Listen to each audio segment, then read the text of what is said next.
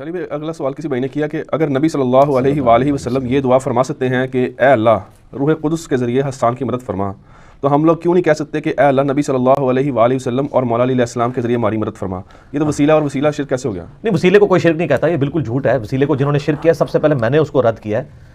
6 وسیلے ہیں جن میں سے 5 تو کتاب و سنت سے ثابت ہیں، ایک کے بارے میں اختلاف ہے، اور اس کو بھی ہم نے کوئی شرک نہیں کہا، نہ میں نے تو ایون بدعت بھی نہیں کہا، اور وہ وسیلہ ہے نبی علیہ السلام کا وسیلہ۔ باقی نبی علیہ السلام کے علاوہ اور ہستیوں کے وسیلوں کے بارے میں سخت ہوں، اور مسئلہ 43 میں نے یعنی آج سے تقریباً 6 سال پہلے ریکارڈ کروا دیا، وسیلہ اور توسل کے صحیح احکام و مسائل، وہ پورا ایک مقدمہ ہے۔ میں اب 1.5 گھنٹہ دوبارہ تو نہیں بول سکتا، میں نے سارے دلائل قرآن و سنت سے دیے، کون کون سے وسیلے جائز ہیں اور کس وسیلے کا کوئی ثبوت نہیں ہے۔ اب یہ دیکھیں، آپ مثال ہی غلط دے رہے ہیں۔ اس مثال میں یہ ہے کہ روح قدس کے ذریعے حسان ابن ثابت کی مدد کرا، یہ نبی علیہ السلام نے دعا کی کہ اے اللہ جبرائیل کے ذریعے مدد کر، تو جبرائیل کے ذریعے اللہ کی مدد مانگی ہے، جبرائیل کی مدد نہیں مانگی۔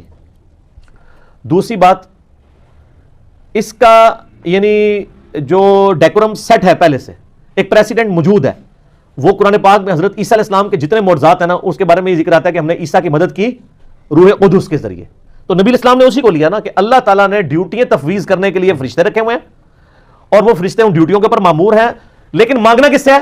اللہ سے۔ اس دعا میں نبی علیہ السلام نے یہ تو نہیں کہا اللہ جبرائیل کے صدقے نازل فرما، یہ کہا یا اللہ تجھے جبرائیل کا واسطہ میرا یہ کام کر دے، تو سر وسیلہ آپ نے کہاں سے نکال لیا؟ وہ والا وسیلہ آپ بھی یہی دعا کریں کہ جبرائیل علیہ السلام کے ذریعے مدد فرما، بالکل ٹھیک ہے، وہ اللہ نے ان کو ڈیوٹیز کے لیے تفویض کیا ہوا ہے، لیکن جبرائیل کو آپ نے پکارا نہیں ہے، جبرائیل کا وسیلہ پیش نہیں کیا۔ سر ہمیں اردو تو آتی ہے، آپ کو بھی آتی ہے، وہ بات کریں۔ میں اس لیے کہتا ہوں کہ پڑھے لکھے بندے سے آپ کا واسطہ پڑا ہے، خدا کے لیے سوال کرتے وقت اپنے الفاظ کو اگر خود ہی غور کریں نا، آپ کو جواب مل جائے گا۔ اس میں تو یہ بات ہے ہی نہیں ہے کہ اللہ تجھے جبرائیل کا واسطہ۔ اب رہا کہ اگر کوئی یہ کہتا ہے جی میں اس پہ قیاس کر کے یہ کہتا ہوں کہ اے اللہ نبی علیہ السلام اور مولا علی کے ذریعے میری مدد فرما، تو سر اس کے لیے آپ کو ثبوت پیش کرنا پڑے گا، اور ہم اس کو غلط اس لیے سمجھیں گے کہ نبی علیہ السلام کی مبارک زندگی میں غزوہ بدر اور غزوہ احد کے اندر آرمی چیف کون تھے؟ حضرت حمزہ ابن عبد المطلب۔ تو غزوہ خندق کے موقع پر نبی علیہ السلام نے یہ دعا کی اے اللہ حمزہ کے ذریعے میری مدد فرما۔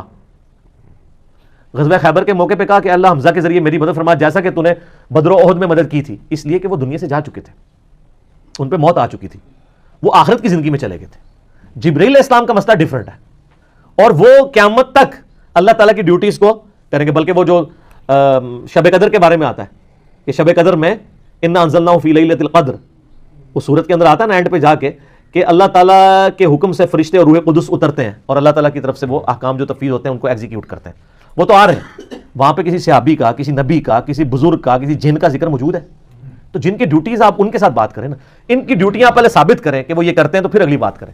باقی استعانت والا مسئلہ نمبر 3 میں نے دیکھ لیں، میں نے اس میں سب کچھ ڈسکس کیا کہ دعا صرف اللہ ہی سے، یہ واسطہ اور وسیلہ ڈسکس ہی نہیں ہو رہا ہے اس کے اندر۔ آپ بھی یہی دعا کریں، ورنہ میں نے پھکی اور علمی اینٹی وینم دے دیا ان کو کہ نبی علیہ السلام کو خیبر کے موقع پر مولا علی کو نہیں بلانا چاہیے تھا، اسی کو بلانا چاہیے تھا جس نے غزوہ بدر اور غزوہ احد جتوائی ہوئی تھی، حمزہ کو وہ نہیں بلایا، اس لیے یہ بھی کہہ سکتے تھے اللہ حمزہ کی روح کے ذریعے مدد فرما۔ وہاں بھی قرآن پاک میں آپ کو سورۃ الانفال میں ملے گا، سورۃ آل عمران کے اندر، کہ نبی علیہ السلام کے ساتھ اللہ نے وعدہ کیا کہ میں فرشتوں کے ذریعے مدد کروں گا، تو فرشتے اللہ کے حکم سے نازل ہوئے نا۔ ہاں ابھی آپ دعا کر سکتے ہیں اللہ فرشتوں کے ذریعے مسلمان جو آرمیز ہیں ان کی کافروں کے مقابلے میں مدد فرما، تو بالکل ٹھیک ہے، لیکن آپ ونس وہ کام کریں گے جو آپ اپنی مرضی سے تو کام کو ہی نہیں سائن کر سکتے نا، اور وسیلہ تو پھر بھی ثابت نہیں ہوگا۔ وسیلہ تب ہوگا جب آپ کہیں، جب نبی علیہ السلام نے یہ کہا کہ اے اللہ تجھے روح قدس کا واسطہ، تجھے جبرائیل کا واسطہ، تجھے میکائیل کا واسطہ، تجھے اسرافیل کا واسطہ، یہ تو کوئی نہیں کہا۔ تو دیکھیں یعنی وہ بات میچ بھی کرنی چاہیے، اپنی طرف سے اپنا لقمہ تو قرآن و سنت کے منہ میں نہ ڈالے نا۔ اس طریقے سے اگر آپ اینالوجی بنائیں گے تو پھر میں ابھی انجینئرنگ کریں تھوڑی سی۔ مجھے یہ بتائیں کہ اینالوجیز کو اگر مان لیا جائے تو حضرت آدم علیہ السلام کو فرشتوں نے سجدہ کیا، حضرت آدم علیہ السلام کا مرتبہ زیادہ ہے یا نبی صلی اللہ علیہ وسلم کا؟ نبی صلی اللہ علیہ وسلم۔ تو کیا ہم نبی علیہ السلام کو سجدہ کر سکتے ہیں؟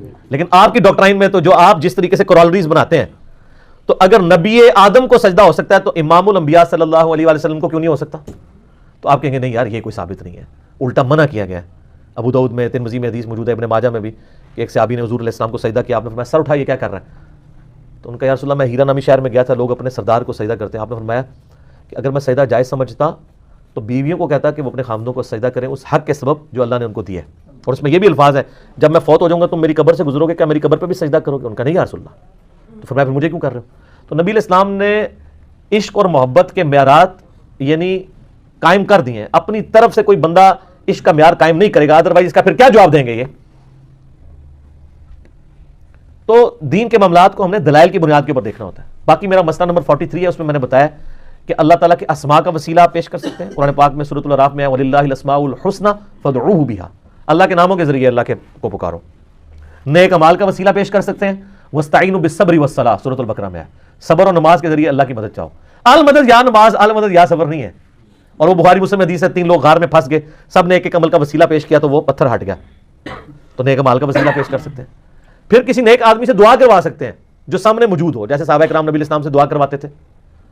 اور نبی الاسلام کی وفات کے بعد صحیح بخاری میں 10 نمبر حدیث ہے 1010 کہ سیدنا عمر نے کہا اللہ جب تک تیرے نبی موجود تھے انا کننا نتوسل الیک بنبینا صلی اللہ علیہ وآلہ وسلم, ہم تیرے نبی کے ذریعے تیری طرف توسل اختیار کرتے تھے. اب ان کے چچا کو لے کے آئے, ان سے دعا کروائی اور بارش ہوگی. تو سامنے موجود ہے, اس سے دعا کروائیں. پھر مقام وسیلہ کا ذکر بخاری مسلم میں آتا ہے, جو مقام وسیلہ کی دعا کرے گا اذان کا جواب دینے کے بعد, روشی پڑھنے کے بعد, میری شفاعت اس کے لیے حلال ہو جائے گی. پھر نبی الاسلام کے تبرکات کا وسیلہ جو بخاری مسلم میں آتا ہے کہ صحابہ کرام آپ کا پسینہ لے جاتے تھے, آپ کا لعاب دہن مبارک, وضو کا بچا ہوا پانی چہرے پہ